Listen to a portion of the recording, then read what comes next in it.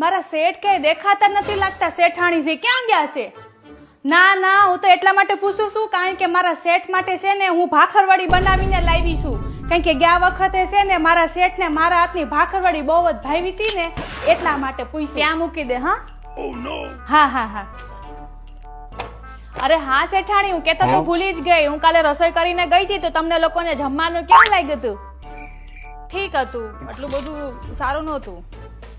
સાચું કહું શેઠાણી, તમારા એકલા ના જ નખરા છે, બાકી મારા શેઠ તો છે ને ચૂપચાપ બધું ખાઈ લે છે. સાચું કહું ને તો.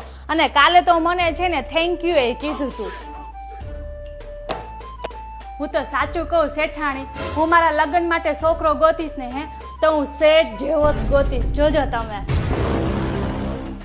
મારે નેક્સ્ટ વીકમાં મેરેજમાં જવાનું છે, પછી મારે કીટી પાર્ટી છે, પછી મારા મમ્મીને ત્યાં પણ જવાનું છે. ખબર નહીં આ ઘરનું બધું કેવી રીતના હું સંભાળીશ. હા તો તમે જાઓ શેઠાણી, તમે જરાય ચિંતા નહીં કરતા મારા શેઠની. હું છું ને, હું સંભાળી લઈશ મારા શેઠને. શેઠવાળી ઊભી રહેતી. ચાલ કહું છું ને, ચાલ ચાલ ચાલ નીકળ મારા ઘરમાંથી. નહીં, મારે કચરા પોતા નહીં, હું જાતે કરી લઈશ. ચાલ નીકળ, કહું છું ને નીકળ. તું એક કામ કર, તું કાલથી આવવાનું જ બંધ કરી દે.